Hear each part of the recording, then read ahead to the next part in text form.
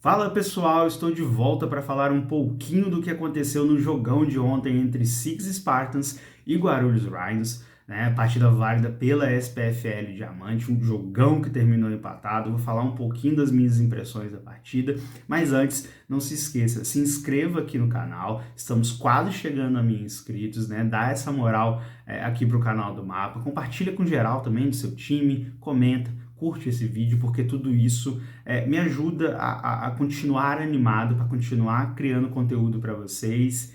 E bora lá para esses comentários.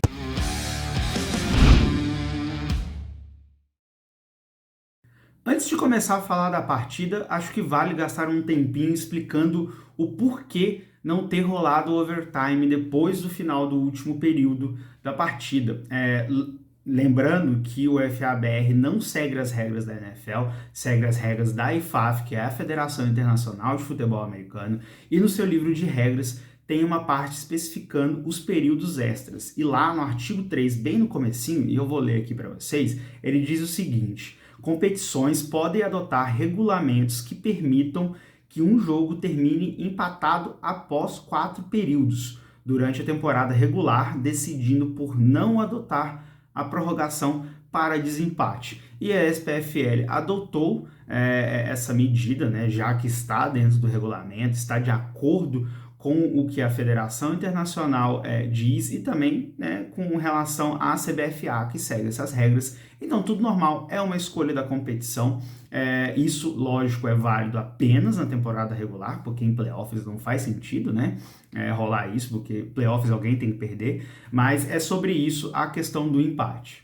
Falando da partida em si, eu vou dividir isso aqui em alguns momentos. Eu quero começar com a minha expectativa anterior, né? Durante a semana, a minha expectativa era ver um duelo de gigantes entre Catulo Góes e Ramon Martiri, né? Dois dos quarterbacks mais sensacionais da história do FABR. O Catulo é o líder em passes para touchdowns na história, com 174, e o Ramon é o quarto, com 133. Então é um duelo de gigantes e eu esperava muito desse duelo. É lógico que eu tinha a noção de que o Mamão está chegando num time novo, ainda pegando ali a questão da química, mas foi uma partida, assim, os números mostram isso, né? O rating, ele foi criado exatamente para a gente saber se foi uma partida boa ou se foi uma partida ruim de um quarterback. E o dos dois foi bem abaixo do que a gente espera deles, né? Apesar do Mamão ter passado para 2 touchdowns, ele passou também para 2 interceptações. Né? O Catulo saiu do jogo sem anotar nenhum passe para touchdown, o que é muito raro, é mérito da defesa também, mas foram 2 interceptações. Ambas, as 4 interceptações, 2 de cada lado, foram 2 interceptações bem bobas e que eu sinceramente não espero de jogadores tão experientes como eles, né? São passes evitáveis. É aquela jogada que a gente fala que o QB pode simplesmente isolar a bola. Às vezes é até melhor uma falta do que você passar por uma interceptação, né? Mas o rating do Mamão, por exemplo, foi de 77,2 e do Catulo foi de 33,8. É muito baixo, né? Não é de desempenho maravilhoso, mas o Mamão ainda assim saiu melhor, né? Mesmo tendo menos tempo com esse corpo de recebedores, ainda conseguiu passar para 2 touchdowns, ambos para o Vitor Hugo Mega, né? Que é ali o principal alvo do time. E aí, ainda sobre o corpo de recebedores, do Spartans, no caso, gostei da atuação do Cadu Bonato, do camisa 88, e do camisa número 11, o Yuri. Ano passado eles droparam bastante. Ano passado eu vi eles errando muito, questão técnica mesmo. Eu já consegui ver uma evolução dos dois. O Yuri foi um alvo em profundidade bastante confiável para o Mamão. O Cadu também no final, né? Acabou que no final da partida o Cadu foi um dos alvos prioritários. E quando chegava na endzone, a bola era no Mega. E inclusive é impressionante como DBs ainda conseguem esquecer que o Mega existe dentro de campo. Isso é sacanagem, né? Basicamente os 2 TDs dele foram livres. Inclusive o primeiro, se eu não me engano, né? O Mamão passou a bola um pouco para trás do Mega, mas o Mega estava tão livre na endzone que ele conseguiu corrigir o movimento do corpo e ainda conseguiu pegar a bola. Foi um baita de um TD dele, um TD que um cara como ele, só um cara como ele faria, né? Porque precisa de muita técnica, precisa de um tempo de reação muito grande, e isso é uma coisa que a gente está acostumado a ver o Mega fazer, né? Então foi uma baita partida dele, foi um cara clutch, o Mega teve só 38 jardas, mas foram 2 touchdowns.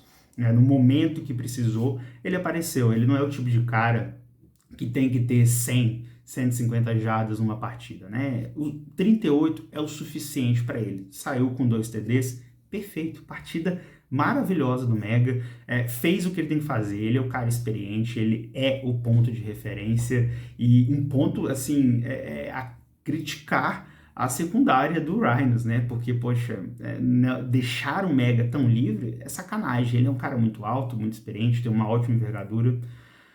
Foram muitas falhas nesse sentido. Do outro lado, eu senti muita falta do Aires, e eu falei isso com o Ornelas, a gente falou basicamente junto, conversando ontem à noite no WhatsApp.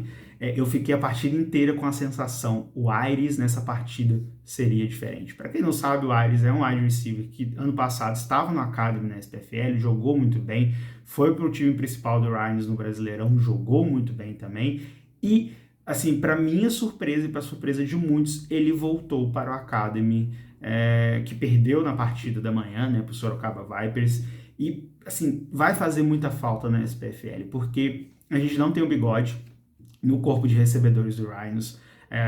Segundo me falaram, ele deu uma pausa para se concentrar nos estudos, né, corretíssimo, cuidar da vida pessoal. O Luiz Domingues, que foi uma grande referência também, né, ali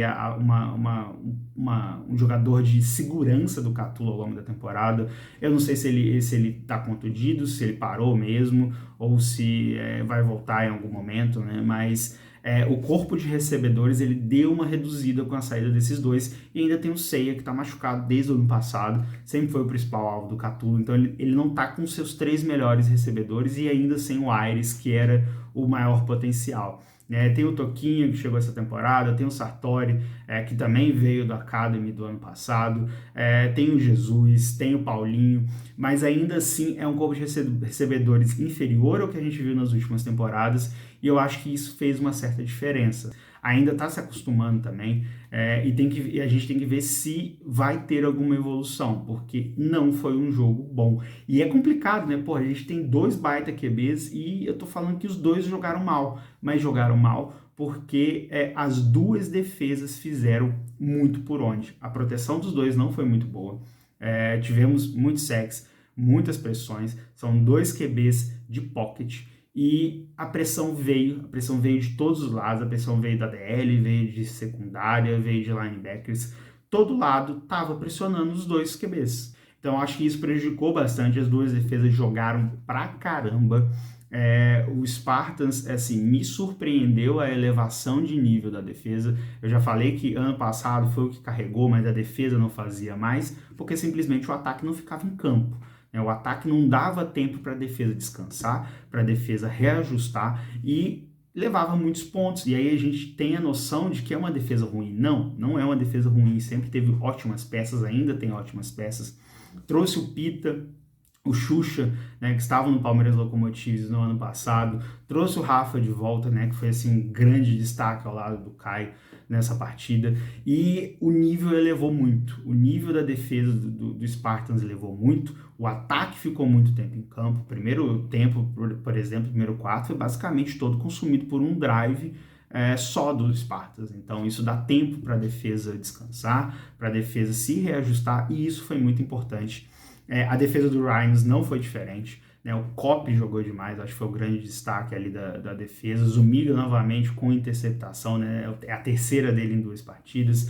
A secundária ainda comeu umas bolas assim bem bobas. A secundária ainda é o maior problema desse time do Rhinos, né? Precisa melhorar muito para conseguir chegar lá na frente e bater de frente com times que têm wide receivers de mais qualidade até mesmo do que os Spartans, né? Então ainda é um ponto focal. A DL está muito bem, está pressionando bastante. A segunda linha ali de linebackers também chega muito rápido na jogada dos 2 times, e as defesas roubaram a cena. Se a gente chegou a um empate de 14-14, mérito total para as 2 defesas que foram de nível elevadíssimo, conseguiram parar 2 ataques que tinham tudo para jogar muito bem, só que não jogaram bem por causa das defesas. Cthulhu podia estar num dia ruim? Podia, mas as defesas ajudaram muito a diminuir ainda mais assim, o cap dele, né? Até onde ele poderia chegar. Então foi uma baita de uma partida. Eu posso novamente dizer, aconteceu o empate porque o Ryan jogou mal. Na minha visão, não. Na minha visão, não. Na minha visão, aconteceu o empate porque o Spartans subiu muito de nível do ano passado para cá. O que faltava no Spartans era um quarterback de qualidade. O que faltava no Spartans era recebedores que, quando possível, segurassem a bola. Não via assim, nada de tão drástico nessa partida de reclamar de wide receivers.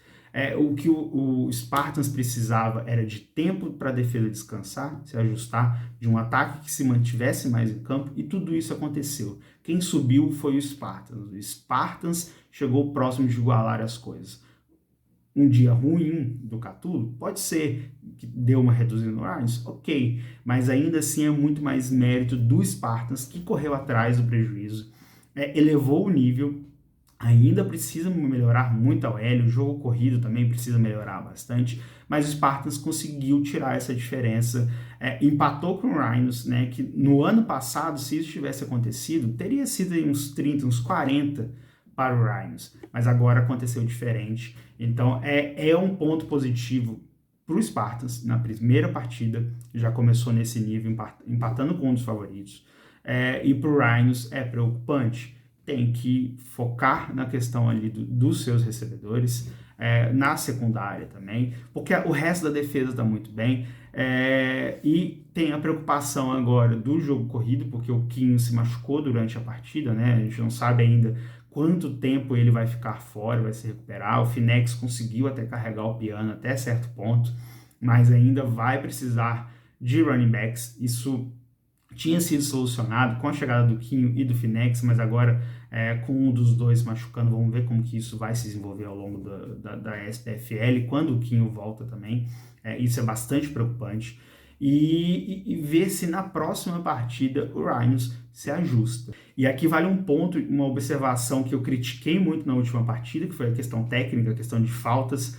Isso foi corrigido, foi um jogo com pouquíssimas faltas, um jogo realmente de alto nível. O Spartans fez só 3 faltas e o Rhinos apenas 5 faltas. Assim, menos de 10 faltas em uma partida do FABR é muito gratificante. É uma partida que o jogo correu, fluiu muito bem, né? Dois times que tecnicamente foram muito bem. O Spartans ano passado era uma máquina de faltas, né? Assim, qualquer tipo de falta, né? Principalmente questão de false start, de offside, era um time muito faltoso e já começou muito bem, com 3 faltas, e o Rhinos melhorou com relação à partida passada, né? Que também foi bastante prejudicada, poderia ter tido um placar maior se não fossem as faltas, mas nessa questão vale elogiar os dois times.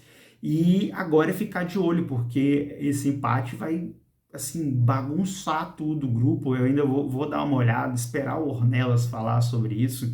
Inclusive, acompanhem ele também sempre faz vídeos comentando os jogos. Tem uma visão diferente da minha, às vezes é muito parecida também, mas é um cara que conhece muito mais de SPFL do que eu, né? Porque ele estava narrando o jogo, ele estava ali no dia a dia, e isso faz muita diferença. Então, procurem o canal dele aqui, né, do Matheus Ornelas, e sigam ele lá também, porque sempre tem conteúdo bacana lá.